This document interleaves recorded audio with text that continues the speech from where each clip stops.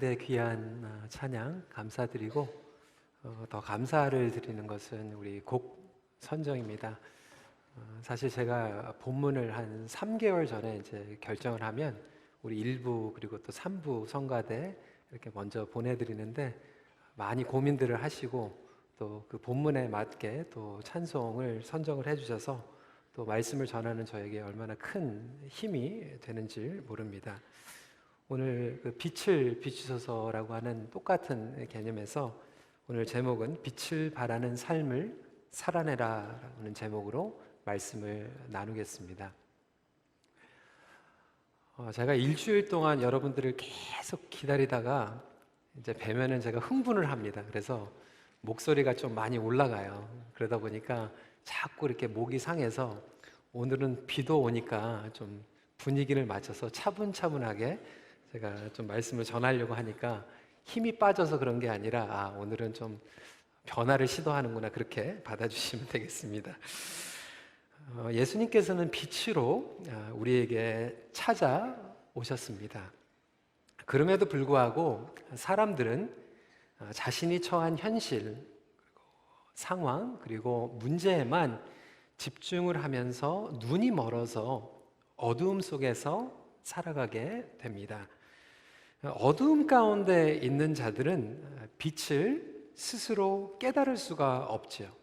그래서 요한복음 1장 5절은 이렇게 시작을 하고 있습니다. 빛이 어둠에 비치되 어둠이 깨닫지 못하더라.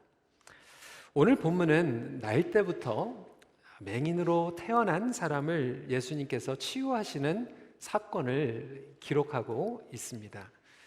물론 개인적인 질병과 문제를 해결해 주시는 것도 포함하고 있지만 예수님의 표적은 더 깊은 의미를 가지고 있는 것을 우리는 이미 6번째의 표적을 나누면서 알고 있습니다. 오늘 이 표적은 맹인이었던 자가 보게 됨으로 일어나게 되는 엄청난 충돌을 이야기하고 있습니다. 어떤 충돌입니까? 바로 빛과 어두움의 충돌이 일어나고 있는 것이죠. 이미 8장 마지막은 이러한 충돌이 시작되었다라고 하는 것을 우리에게 알려주고 있습니다. 8장 59절은 이렇게 끝나고 있습니다. 그들이 돌을 들어 치려 하거늘 예수께서 숨어 성전에서 나가시니라. 예수님께서 하나님의 진리를 선포하시는데 그것을 받아들이지 못하는 사람들은 예수님을 돌로 치려고 하는 이런 엄청난 갈등과 충돌이 일어나고 있다라고 하는 것이죠. 마찬가지로 하나님의 빛이 임하면 우리의 삶 가운데에서 충돌이 일어나게 됩니다. 갈등이 일어나게 됩니다. 그것이 바로 첫 번째 일어나는 특징이라고 하는 것이죠. 그럼에도 불구하고 예수님께서는 계속해서 그가 이 땅에 오신 빛의 목적을 이루어 가십니다. 오늘 본문 5절 말씀은 내가 세상에 있는 동안에는 세상의 빛이로다라고 예수님께서 말씀하고 계시면 성도 여러분, 마찬가지로 오늘도 우리를 통하여서 예수님께서는 복음의 빛을 비추기를 원하십니다. 그 복음의 빛을 비추는 자들은 영광의 목적을 함께 이루어 나가는 일에 동참하게 된다라고 하는 것이죠. 그렇다면 과연 이 그리스도의 빛의 삶을 살아간다라고 하는 것, 그리고 그 빛을 받고 빛을 비추는 삶은 무엇을 의미하는가 함께 나누길 원합니다. 첫 번째로 어둠은 하나님의 목적을 보지 못하게 합니다. 여러분, 우리가 사는 세상은 죄로 인하여서 불완전한 세상을 살아가고 있습니다.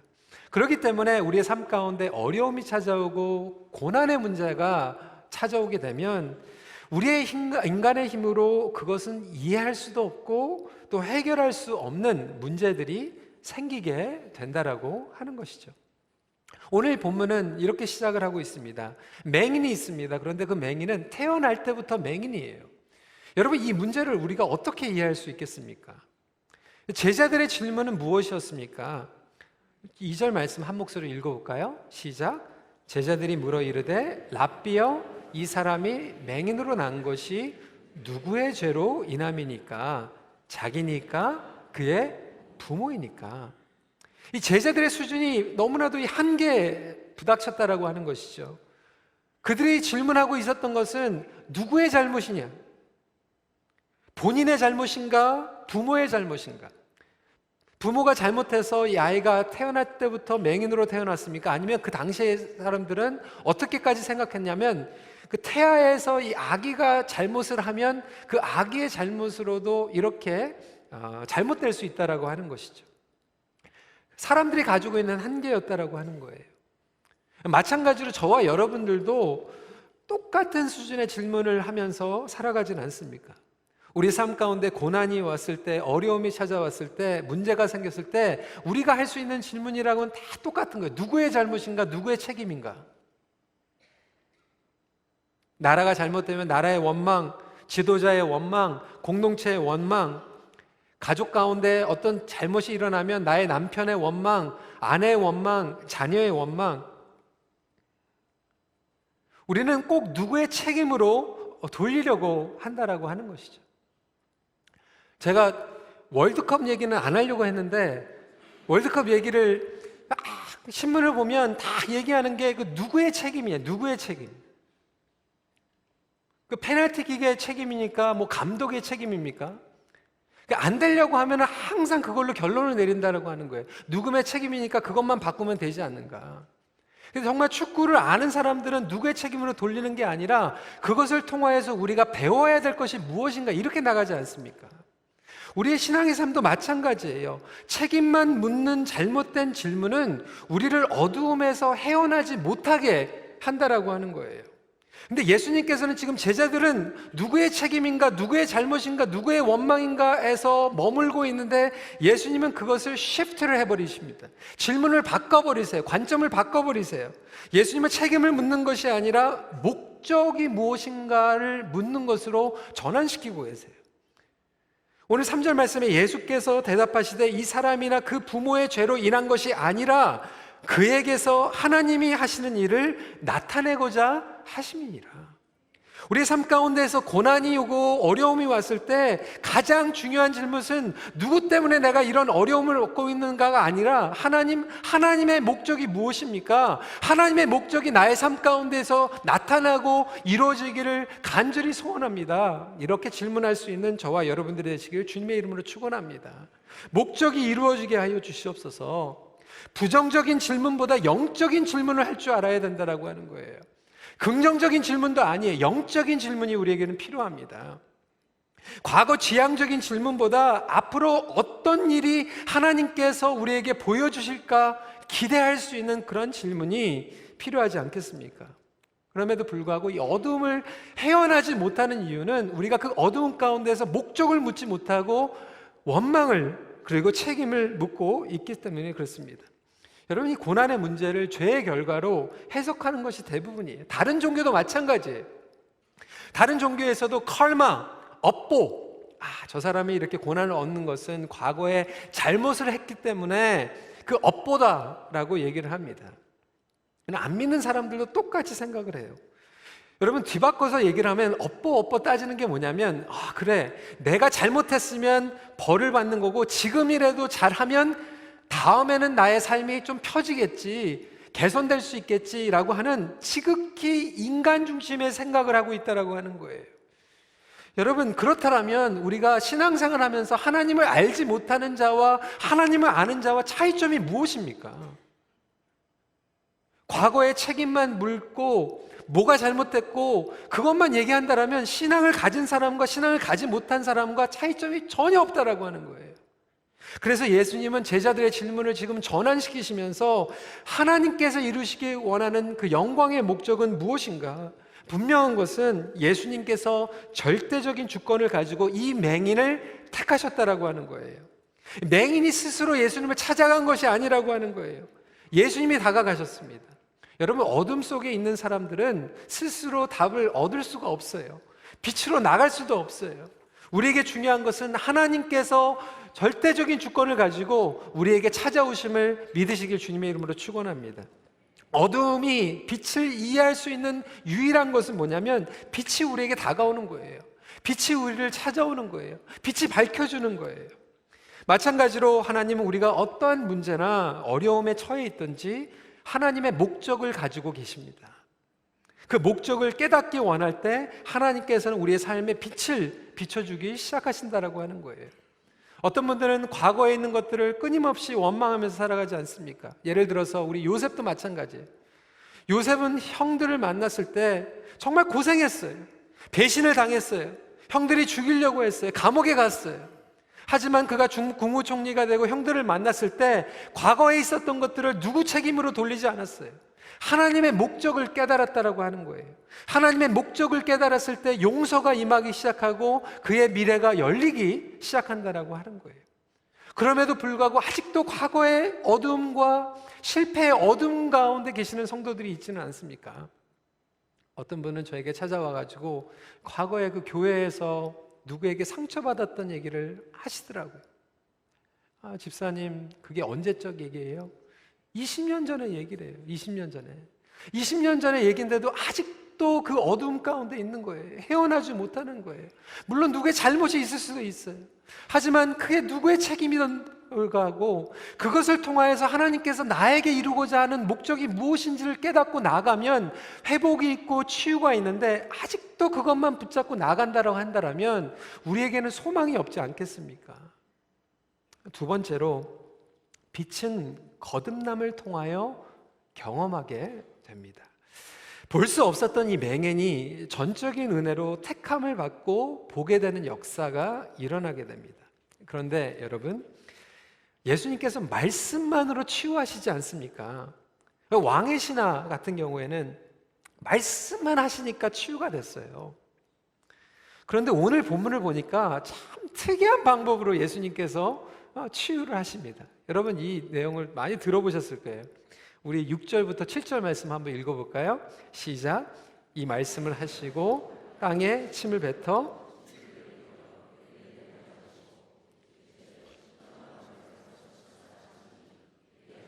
씻고 밝은 눈으로 왔더라. 아니, 왜 그렇게 하셨을까요? 좀 지저분한 방법 아닙니까? 예수님께서 침을 뱉어가지고 이 진흙을 만드신 거예요. 제가 생각을 해봤어요. 웬만하게 탁 해가지고는 진흙이 안 만들어질 것 같아요. 굉장히 노력을 하셔가지고 많은 양의 침을 뱉으셔가지고 이 진흙을 만드시고 그것도 지저분하게 눈에다가 바르셔가지고 가가지고 씻고 오라는 거예요. 아니, 왜 이런 방법을 쓰십니까? 말씀만으로 고치실 수 있는 분이 왜 이렇게 지저분한 방법을 쓰셔가지고 우리가 봐도 좀 이상한 것 같은 그러한 의문이 나지 않습니까? 근데 예수님께서 그날 컨디션이 그러셔가지고 그런 게 아니에요. 분명한 메시지가 있지 않겠습니까? 이 내용은 사실상 거듭남과 연결이 되어 있습니다. born again과 연결이 되어 있습니다. 이미 이 거듭남이라고 하는 것, born again이라고 하는 이 단어는 우리가 니고데모와의 대화를 통해서 예수님께서 던지신 말씀이에요. 질문이에요. 근데 너무나도 안타깝게 이 니고데모는 종교 지도자였는데도 불구하고 예수님께서 거듭남에 대해서 얘기하는데 이 바람이 날리는 것 같이 뜬금없는 얘기로 이해하지 못하고 끝난다라고 하는 거예요. 그러니까 이 피상적인 것 같은 이 거듭남에 대해서 오늘 굉장히 프랙티컬하게 우리가 느낄 수 있고 경험할 수 있는 방법으로 예수님께서 침같이 뱉으시고 진흙을 만드시고 실로암 물에 보내시면서 이 사건이 전개되고 있습니다. 그 당시에 사람들이 이해하고 있었던 침은 뭐냐면 치유를 의미하고 있습니다. 그때는 그랬어요. 지금은 침을 치유를 생각할 수 있는 사람은 아니었겠지만 2000년 전에는 그랬어요. 예수님께서 이 침을 뱉으신다라고 하는 것은 이 치유라는 의미를 가지고 있지만 진흙은 여러분 인간이 어디에서 왔죠? 흙에서 왔어요. 흙으로 가는 존재예요. 그래서 니고데모는 이해를 하지 못했어요. 내가 다시 태어난다라고 하는 것, 거듭남이라고 하는 것이 그러면 어머니 뱃속으로 돌아가는 겁니까? 그런데 예수님의 이 침과 진흙을 통하여서 우리가 흙으로 와서 흙으로 돌아가는 존재인 것 같지만 이것이 어디에서 완성이 되냐면 실로암 물에 가서 씻음으로 완성이 되게 된다라고 하는 거죠. 근데 이 실로암의 뜻은 무엇이었죠? 번역하면 보냄을 받았다라고 하는 뜻이다. 그런데 여기에서는 나오지 않지만 당시에 사람들이 알고 있었던 그 실로암의 의미가 있는데 이 실로암은 예언적인 의미를 가지고 있었어요. 그것을 이사야서 8장 5절부터 8절까지 증거하고 있는데 조금 길지만 우리가 한 목소리로 읽도록 하겠습니다. 시작. 여호와께서 스마이 이르시되 이 백성이 천천히 흐르는 실로아 물을 버리고 르신과 르말리아의 아들을 기뻐하느니라. 그러므로 주내가 흉룡하고 창일한 큰 하수 곧 아수르 왕과 그의 모든 위력으로 그들을 뒤덮을 것이라. 그 모든 골짜기에 차고 모든 언덕에 넘쳐 흘러 유다에 들어와서 가득하여 목에까지 미치리라. 임마누엘이여 그가 펴는 날개가 내 땅에 가득하리라 하셨느니라. 여기에서 지금 이야기하고 있는 것은 뭐냐면 실로암은 어떤 모양이냐면 메시아의 모형이라고 하는 거예요. 예언적인 메시지를 가지고 있어요. 그러니까 다시 말하면 이 맹인은 어디에서 치유를 받게 되냐면 실로암에서 세례를 받음으로 치유함을 받게 되는 거예요. 그 인생이 바뀌게 되는 거예요. 이 거듭남을 이야기하고 있다라고 하는 거죠. 그래서 실로암에서 세례를 받고 보냄받은 자로서 사명을 하는 것이 이의 거듭남에 우리에게 보여주고 있는 실예라고 볼 수 있다라고 하는 거죠. 여러분, 그래서 이 거듭남이라고 하는 의미는 두 가지 의미를 가지고 있는데, 첫 번째로는 존재의 변화를 가져옵니다. 이 맹인의 신분은 어두움에서 빛으로 바뀌는 거예요. 소외받은 자에서 공동체 안으로 들어가는 거예요. 공동체가 옮겨지는 사건이 일어나게 됩니다.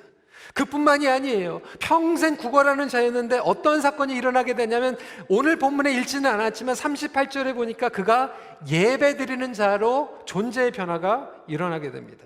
38절 말씀이에요. 주여 내가 믿나이다 하고 절하는 지라.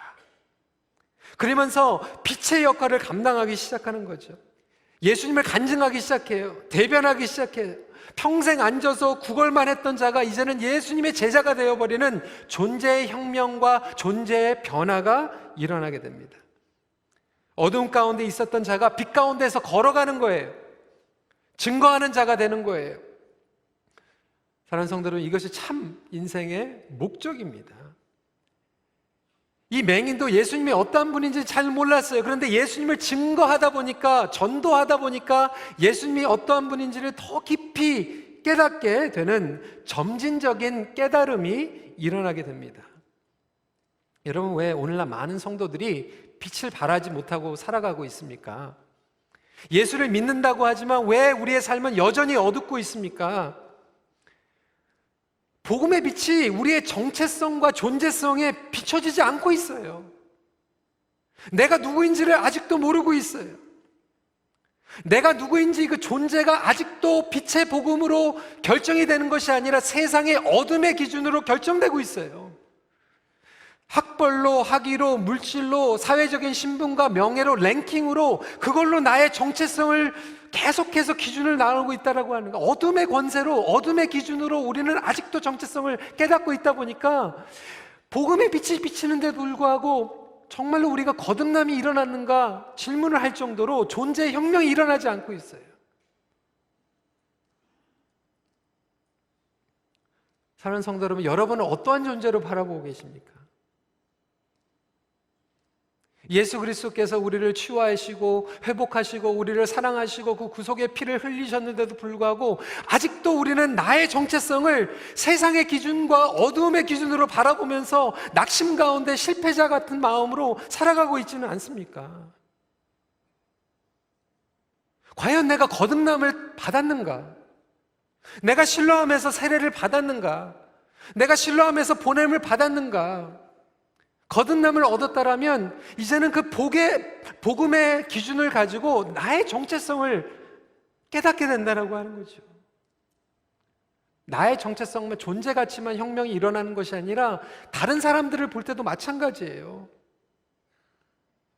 지금 한국 안에서도 지금 이슈가 일어나고 있지 않습니까? 난민 문제, 연약한 사람들. 사회적으로 봤을 때 우리에게 손해보는 대상, 격리의 대상으로 볼 것인가? 문제가 있는 사람으로 볼 것인가? 아니면 저들도 회복받아야 될 대상인데, 저들도 복음을 들어야 될 대상인데 우리는 하나님의 관점으로 그들을 바라보고 있는지, 아니면 세상의 어두움의 기준으로 그들의 존재 가치성을 판단하고 있는지 스스로 질문을 할 필요가 있다라고 하는 것이죠. 거듭남을 받았다라고 한다면 이 존재의 가치가 바뀌게 되는 놀라운 역사가 일어나게 됩니다. 그뿐만이 아니에요. 두 번째로 거듭남은 우리 가치의 변화를 가져옵니다. 무엇이 가장 가치가 있는가를 깨닫게 되는 거죠. 그 가치를 알게 되면 희생하게 됩니다. 여러분, 어려운 가운데서도요, 가치를 아는 사람들은 사명을 감당합니다. 오늘 이 맹인은요, 고침을 받게 되고 예수님을 증거하게 됩니다. 예수님의 가치를 알게 되니까 협박을 받게 되는 거예요.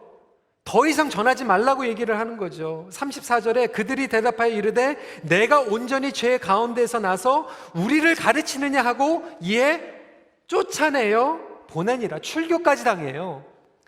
그런데 그 가치를 알게 되니까 결국은 그것까지 감수하면서 끝까지 예수님을 따라다니는 제자가 되고 예배자가 되는 거예요. 여러분, 우리가 복음의 가치를 알면요, 복음의 가치는 양보할 수도 없고 타협할 수도 없는 거예요. 신학적으로 그는 대변할 수 없었지만 너무나도 확실한 그 빛을 받기 때문에 부인할 수가 없는 거예요. 증거하지 말라고 해도 어쩔 수밖에 없는, 증거할 수 있는 그런 제자로 되게 됩니다. 여러분, 어두움의 세력은요, 빛을 절대로 이길 수 없습니다. 빛을 맛본 사람들은요, 아무리 어두움이 와가지고 협박을 할지라도 빛을 포기할 수가 없어요. 여러분, 왜 오늘날 젊은이들이 희생을 안 하려고 합니까? 많은 분들이 막 답답해 하세요. 안타까워 하세요. 쟤들이 왜 저렇게 희생을 안 하려고 그럴까? 왜 섬기려고 하지 않을까? 여러분, 그 이유는 간단합니다. 그 목적과 가치를 찾지 못해서예요. 제가 지난주에도 말씀을 드렸잖아요. 그 목적과 가치만 알면요, 밤을 삽니다. 잠을 안 자고 해도 합니다. 그들도 생명을 가지고 있어요. 문제는 그들에게 진정한 목적과 생명을 다해서 달려갈 그 가치를 느끼지 못하고 있다라고 하는 거예요. 그런데 그들에게 던져줄 수 있는 우리 기생세대의 얘기는 뭐냐면, 공부해라, 열심히 벌어라. 그래서 그 가치는 뭐예요? 그래야지 성공하잖아. 그래야지 세상을 따라갈 수 있잖아. 아빠는 너 때 밤새 가지고 공부했어. 우리는 잠도 안 자면서 노력했어. 그런데 보니까 정말 그렇게 했는데 그게 가치가 있을까? 그 질문하는 거예요. 어떤 분들은 오셔가지고 지금 계속 고민하시고, 우리 아이들이 막 게임만 한다고, 그냥 밤새도록 게임만 한다는 거예요. 저 오늘 프로에서 그 얘기를 들었는데 아이들이 게임을 하는 이유가 있더라고요. 왜 그렇습니까? 게임은 정직해요. 게임은 거짓말을 안 해요. 게임은 노력하는 대로 점수가 올라가요. 근데 이 세상은 그렇지 않다라고 생각을 하는 거예요. 정말 그들에게 목숨까지 정말 바칠 수 있는 그런 목적과 가치를 우리 부모들이, 우리 기성세대가 던져주고 있느냐, 우린 질문해 볼 필요가 있다라고 하는 거예요. 여러분, 저와 여러분들은 어떠한 가치관으로 지금 움직이고 결정하고 있습니까? 우리가 교회를 다니고 신앙생활을 한다고 하면서도 우리가 결정하는 거는 지극히 우리는 물질적으로 계산할 때가 많이 있어요. 그래, 내가 이렇게 와가지고 섬길 때 나에게 무슨 이득이 있을까? 내가 몇 시간을 투자했을 때 나에게 돌아오는 것은 무엇일까? 이해관계, 명예, 신분, 직분, 내가 그런 이해관계로 섬기고 그런 것들이 나에게 돌아오지 않으면 우리는 실망하고 포기하고, 여러분, 세상과 다를 게 뭐가 있어요? 복음 때문에 그것만이라도 충분한 나의 목숨을 드릴 가치가 있고, 내가 주님만 따라가도 그것만으로 충분히 내가 만족할 수 있고, 그 가치를 우리가 알지 못한다라고 한다면 사실상 우리도 똑같은 방법으로 살아가고 있는 것이 아닙니까? 사랑하는 성도 여러분, 복음이 정말 우리의 목숨까지 바칠 수 있는 그런 가치를 느끼고 계십니까? 진정한 거듭남이라고 한다면 내가 쫓겨날지라도, 다른 사람들에게 인정을 받지 못할지라도, 주님, 내가 주님을 예배하고 주님을 따르는 제자만 돼도 행복합니다. 이것이 거듭남의 특징이라고 한다라고 하는 것이죠.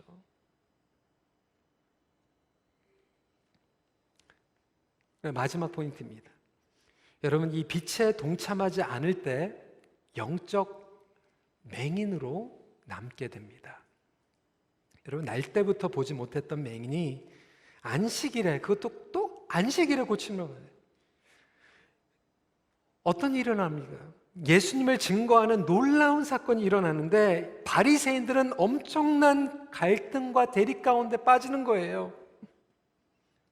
아니, 맹인이 눈을 뜬 것은 부인할 수가 없으니까 나중에는 정말 어처구니 없는 고집까지 했어요. 아, 저 사람은 그 맹인이 아니라 비슷하게 생긴 사람이야. 아니, 이런 어거지가 어디 있어요? 그러면서 결국은 여기에서 하나님의 영광의 목적에 동참하는 게 아니라 뭐예요? 똑같이 어둠의 특징이 뭐니까? 누가 이런 짓을 했어? 누가 안식일을 범했어? 누구의 책임이야? 또 책임으로 들어가는 거예요. 이런 질문 가운데서도 답이 없으니까 여러분, 나중에 본문에 보니까 40절에 스스로 예언적인 질문을 하는데 참 흥미로워요. 같이 한번 읽어볼까요? 시작. 바리새인 중에 예수와 함께 있는 자들이 이 말씀을 듣고 이르되 우리도 맹인인가? 여러분, 여기에서 진지하게 우리에게 던지는 질문, 펀치라인이 바로 이거예요.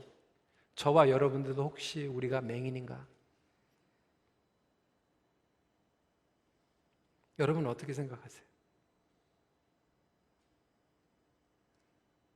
여러분, 빛은요, 두 가지 역할을 합니다. 우리에게 볼 수 있게 하는 역할을 가지고 있고요. 또한 빛은 나눕니다. 오늘 본문에 보면 보는 사람과 보지 못하는 사람으로 나누어져요. 빛의 도움을 받으면 우리가 모든 것들을 볼 수가 있는데 빛을 대적하면 빛 때문에 우리가 눈이 멀게 돼요. 지금 이 바리새인들은 빛을 대적하기 시작했어요. 영적인 맹인이 되어버렸어요. 영적인 맹인의 특징은 빛을 보지 못한다라고 하는 거예요. 예수님의 영광을 보지 못한다라고 하는 거예요. 예수님은 하나님의 영광으로 이 땅에 오셨습니다. 요한복음 1장 14절은 말씀이 육신이 되어 우리 가운데 거하심에 우리가 그의 영광을 보니 아버지의 독생자의 영광이여 은혜가 진리가 충만하더라. 예수님께서 우리의 삶 가운데서 역사하고 계십니다. 예수님은 하나님의 영광으로 우리에게 찾아오셨어요. 그 하나님의 영광을 보면 우리는 충만하게 될 수밖에 없고 은혜와 진리가 충만하게 된다라고 하는 거예요. 그런데 우리의 삶 가운데에서 예수님이 충만하면 영광에 동참할 수도 있고 예수님의 사역 가운데 우리가 대적하고 강팍하게 나가고 불순종하게 나아가면 우리는 똑같이 영적인 맹인으로 되어버린다라고 하는 거죠. 여러분, 그것이 표적의 궁극적인 목적이에요. 단지 예수님께서 사람들을 매료하게 하고 필요를 채워주신 것이 아니라 예수 그리스도의 영광을 바라보면서 과연 동참할 수 있을 것인가, 동참하지 않을 것인가. 끝까지 바리새인들은 인정하지 않으려고 고집을 부립니다. 고집 때문에 눈이 머는 거예요. 거듭남에 동참하지도 못하고 보내심의 목적에 동참하지도 못하는 삶, 이것만큼 비극이 어디 있겠습니까? 아니, 예수님을 대적을 하지 않지만 수동적으로 하나님의 목적에 동참하지 못하는 삶.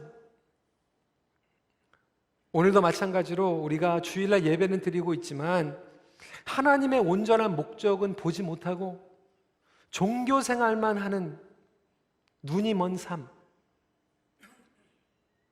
열심히 가정을 꾸려가지고 열심히 먹여 살리는데 식구도 낳고 집도 사고 이사는 갔는데 가질 건 다 가졌는데 하나님의 목적에는 눈이 멀어 있고 인간적으로만 열심히 살아가고 있는 눈이 먼 삶.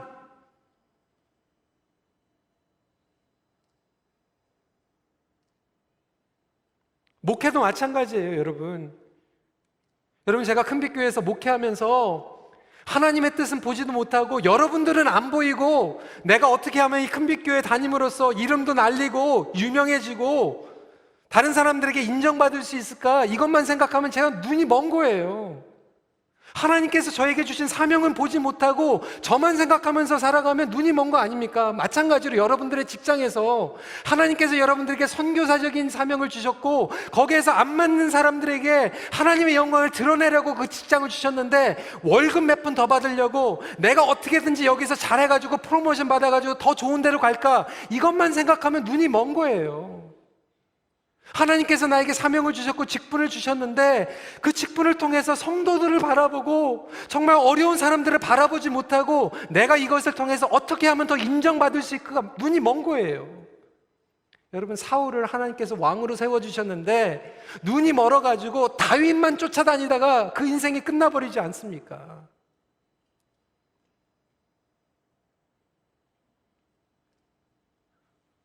우리 가정 가운데서도 여러분 문제가 있어요. 자녀들에게도 문제가 있어요. 그런데 그거 맨날 책임만 하나님께서 우리에게 가르쳐 주시는 목적은 무엇입니까? 그것을 ask하고 그거 가운데에서 하나님의 뜻을 구하며 나아갈 땐 하나님께서 그 삶 가운데서 빛을 비춰주기 시작하는데 우리는 내가 가지고 있는 자존심, 내가 가지고 있는 고집 때문에 눈이 멀어지는 거예요. 사랑하는 성도 여러분, 여러분들의 눈을 가리고 있는 것들은 무엇입니까? 그것 때문에 아무것도 안 보이는 삶.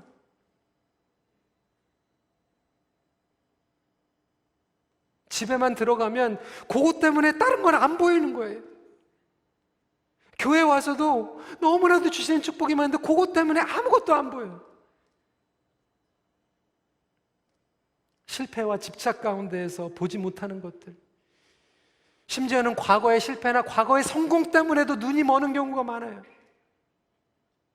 나의 교만함과 나의 고집 때문에 내가 미안하다고 얘기하지 못해서 나의 마음 가운데에서도 계속해서 어두움이 있고,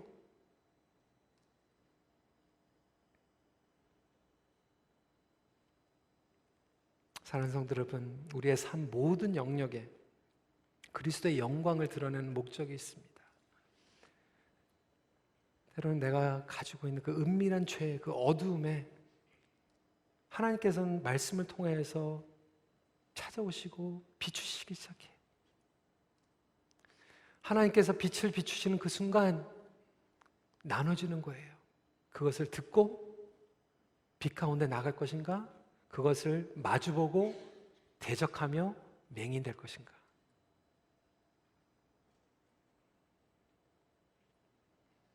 주님의 영광을 바라보지 못하는 자체가 우리의 영적인 눈이 가려졌다는 증거입니다.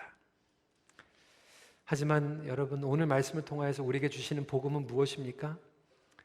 맹인에게 여전히 우리 주님께서는 포기하지 않고 찾아오십니다.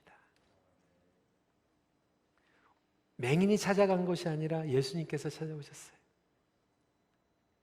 눈이 어두운 저와 여러분들에게 주님께서 오늘도 찾아오고 계세요. 그렇다면 오늘 이 본문은 바리새인과 이 맹인의 차이로 끝나는 게 아니라 바로 우리 안에서 해결받아야 될 문제라고 하는 거예요. 우리는 과연 주님께서 주시는 빛을 통하여서 볼 것인가? 그 빛을 바라며 살아갈 것인가? 아니면 맹인이 되어서 살아갈 것인가? 말씀을 정리합니다. 예수님의 빛으로 삶의 모든 어두운 영역들을 비추는 변화를 경험하십시오. 함께 기도하겠습니다. 성도 여러분, 여러분 삶 가운데 어두운 부분들이 있다라면 우리 이 시간에 질문을 좀 바꾸기로 하면 좋겠습니다. 왜? 누구 때문에? 누구 책임 때문에? 여러분, 이렇게 질문하시는 분들은요, 그 어두움에서 헤쳐나오지 못합니다. 예수님께서 질문을 바꿔주신 거예요. 저와 여러분들이 오늘 질문을 바꿨으면 좋겠어요. 하나님, 그러면 이 상황에서, 이 문제에서 하나님의 목적은 무엇입니까? 하나님께서 우리의 삶 가운데서 이루기 원하시는 것은 무엇입니까? 내가 깨어지는 겁니까? 내가 포기하는 겁니까? 내가 더 사랑해야 되는 것입니까? 내가 양보해야 되는 것입니까? 내가 변화받는 것입니까? 하나님의 영광, 하나님의 목적을 이루어 주시옵소서. 이렇게 기도하시고 다시 한번 우리가 정말 이 거듭남, 여러분 교회 나온다고 해서 그냥 거듭남이 일어나는 게 아니에요. 존재의 변화가 일어나고 가치의 변화가 일어나서 정말 복음만으로 충분합니다. 주님만 있으면 내가 살 수 있습니다 라고 바뀔 수 있는 것이 거듭남이라고 한다면, 우리도 정말 우리가 눈먼 눈들이 다시 실로암에 가서 예수 그리스도 안에서 세례받기를 원해요. 예수 그리스도 안에서 해결받고 세례받고 예수 그리스도 때문에 보냄을 받는 그러한 존재의 혁명과 가치의 혁명이 일어나기를 간절히 기도하는 그러한 기도를 주님